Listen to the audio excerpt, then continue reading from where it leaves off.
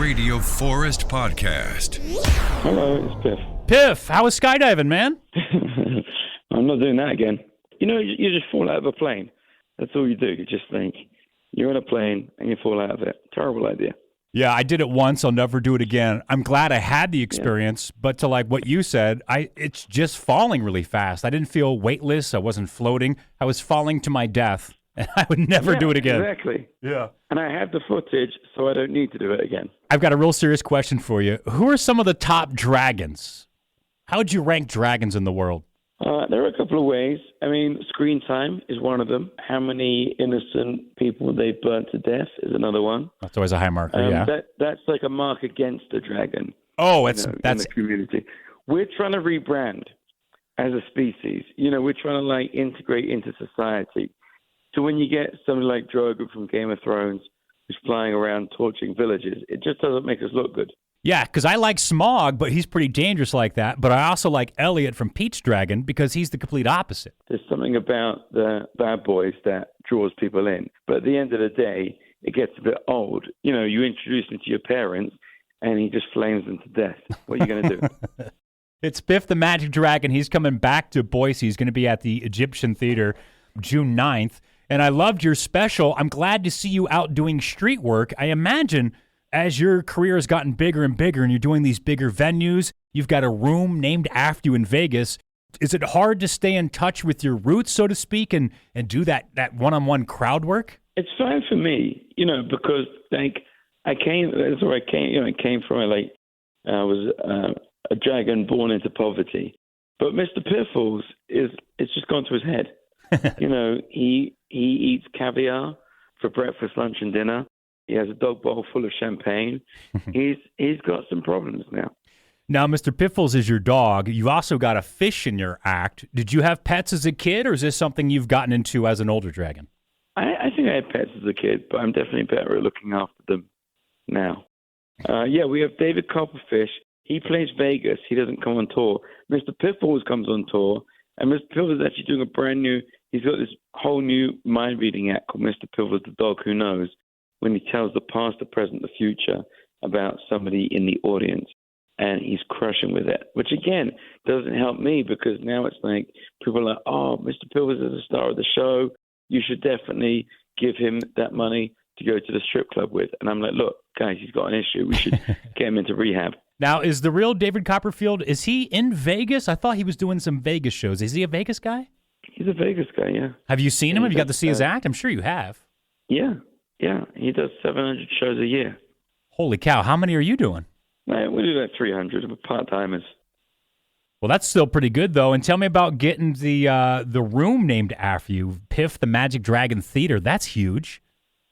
Yeah, that was great. It's like, you know, we played Vegas for like 7 years now, and that's one of the things they do. If you become a long-running Vegas act, they sort of name the room after you.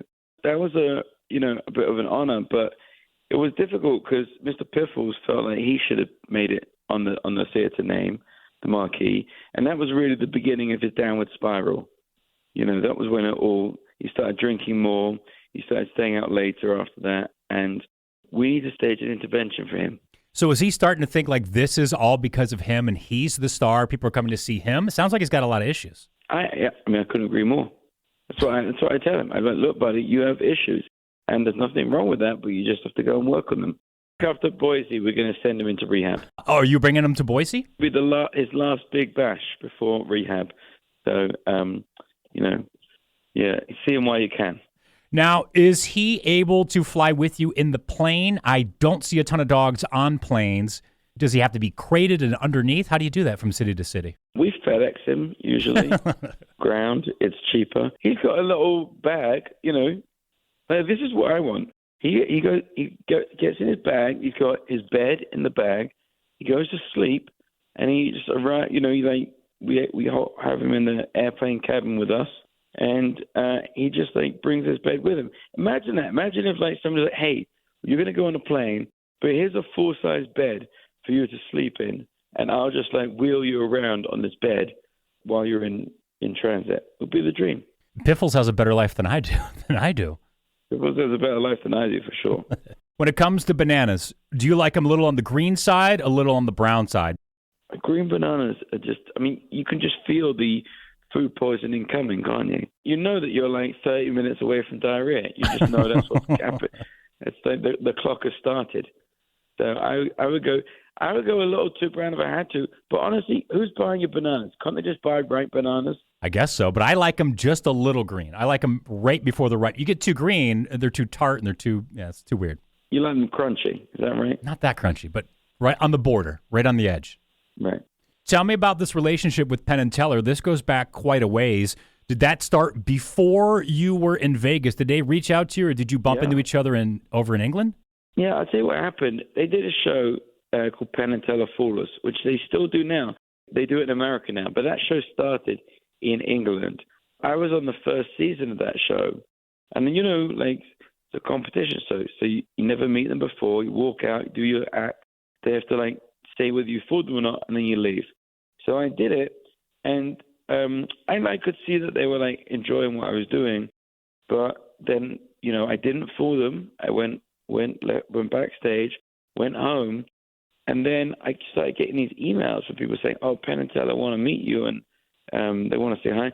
So like 6 months later, they came back to England and we met up, and it was like love at first sight with those guys. I instantly became BFFs with them, and they've just kind of adopted me, and they've helped me every step of my career. They've when I moved to Vegas to do a show, they kind of like introduced me around town.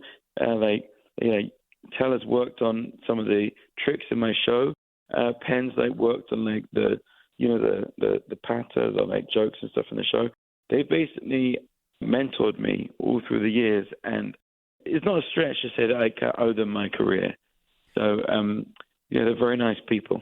And they're also featured in Reptile Dysfunction, your special on YouTube now. Yeah. I wanted to ask you about Howie Mandel. I mean, it's pretty well known that he has, I don't want to use terms I don't know if he's using. I don't know if it's OCD, but he's definitely aware and afraid of germs. So do you have to run things by him? Some of the stuff that you did with him on stage looked like he had no idea what was going to happen. So does he have like a hard line, like, dude, you can't touch me, I can't have anything fall on me? Or This is how much of a legend Howie is, okay? I was on America's Got Talent last season, just doing a guest spot. And I said to Howie, hey, because, I know that he's like OCD and has issues with germs. So I'm like, hey, we're going to do a trick. And at the end of the trick, I'm going to give you a drink. And like everything's it's all like sterile. It's very clean. And I just need you to promise me that you're going to drink the drink. So he said, yeah, no problem. Now, what I didn't tell him was that the trick was that he was going to name a drink, and Mr. Piffles was going to pee it into a cup. He was going to urinate it into a cup in front of everyone. They had to censor it for television. He asked for an Arnold Palmer, which is one of Mr. Piffles' specialities. So he's watching a dog urinate an Arnold Palmer, and he knows that he's promised me that he's going to drink it. And he's just like, oh, you naughty, naughty dragon. But because he's a legend, he chugged it like a champ. Which of the judges was hardest to win over? It seems like they all got on board with you pretty quickly. I think Simon was like the hardest one to win over. He wasn't on my season. Howard Stern was on my season. Mm-hmm. So when I would go back and do these like guest spots, and I was on America's Got Talent, the Champions, and Simon for like a couple of seasons was like, who is this dragon? But then I did this show I did the Champions show, and he fell in love with probably Piffles. That helped a lot. Remember Piffles wasn't drinking then.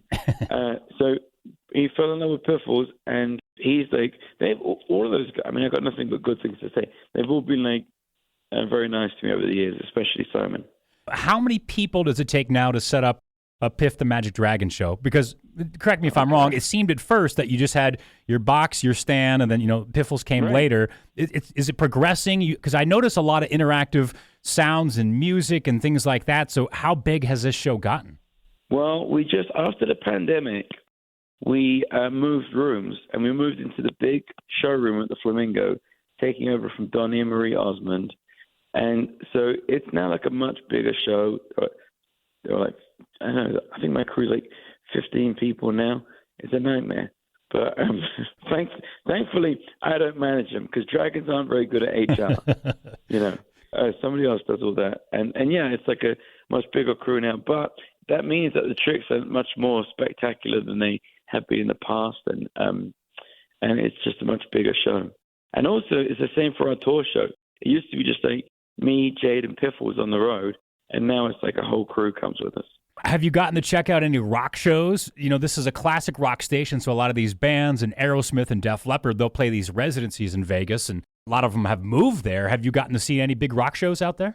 I don't think so, but I'm going to go and see U2 in the Sphere. The Sphere, yeah. I'm pretty excited about that. How is that looking? How close to being done is the Sphere? I don't know, because it looks done, but I don't know whether it's one of those.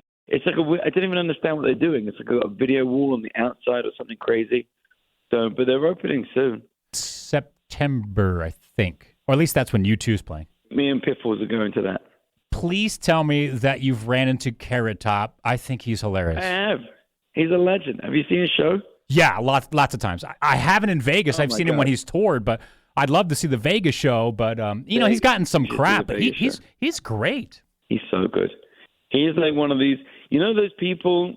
It's like the other guy is like Donny Osmond. Donny's got a solo show in Vegas. Like these people who have been around for a long time. All they've done is like working same with David Copperfield, Penn and Teller. It's like those shows are so good. And sometimes people like bash Carrot Top, and it's just like he's like one of the greatest comics there is. He's so good.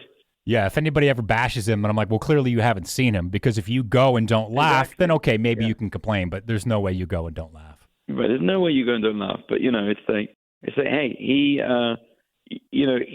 like does jokes with props, and I do like magic with in a dragon outfit, and sometimes people are like, oh, you're not a pure comedian, like like Jerry Seinfeld or something. Like, all right. Last question, I'll let you go. Chris Katan from SNL. I interviewed him here. Every interview I've ever had, I've been lucky. They've been super nice. He's the only one that actually was kind of a dick. Did you experience? Really? Yeah. How was he with you then? I'm just trying to find out if it was just a me thing or if he kind of is a grumpy guy. I don't know. Like, I know what you mean when people could be like that, but I've been accused of that in the past, and I've just been like half asleep, or like I've had like I ate a green banana, and I've had the most terrific diarrhea. All of that stuff. But no, he's been very nice to us. Maybe he was having a bad day, or maybe he took an instant dislike to you. I think that's what it was. And you think that's what it was? Oh, absolutely. Maybe it was you. I think, guess it was you, buddy. We've got Piff the Magic Dragon. Reptile Dysfunction is on YouTube. He's not skydiving ever again, but you can catch him here. Yeah, and you've been here in Boise before, right? Last year, or did you take some time off of the pandemic? I know you've been here. I think it was pre-pandemic, and we played the Egyptian Theater last time, and it was sold out. Killer show. We had a great time, and we're super excited to be back. Here's a weird thing about Piff the Magic Dragon in Boise. You guys used to have a G League basketball team. We did. Called the Idaho Stampede, I think. That's correct. And before I was on America's Got Talent, I got booked to do the halftime show at the Idaho Stampede. It was snowing. Half the people didn't turn up. And this guy before me, he was like a kid, and he gave this speech about his grandmother who had just died. And he really bummed the whole audience out. And then they were like, and now Piff the Magic Dragon. And I went out, and I kind of died. I kind of died a bit of a death at the halftime show at the Boise, Idaho Stampede. Now in your rider, it's like any death stories come after me. Yeah. I will open for him. Come after. Yeah, I'm going to open for the death stories. But we had a good time with the Egyptian. The last time we were at the Egyptian, that sort of like put that to rest, those Idaho Stampede memories. Well, how does that feel to be like, oh my gosh, here I am at this basketball game. It's snowing. There's nobody here. The team folded a couple of years later. Now you're selling out the Egyptian. That's awesome. It's the same town. You're like, I can win these people over. Give me some time. Yeah, exactly. Just give me time. I'll win them over. Yeah. Yeah, so I'm excited to come back. June 9th, we'll see you then. Piff the Magic Dragon, thank you so much, man, and we'll talk to you soon. Thanks, buddy. See you soon.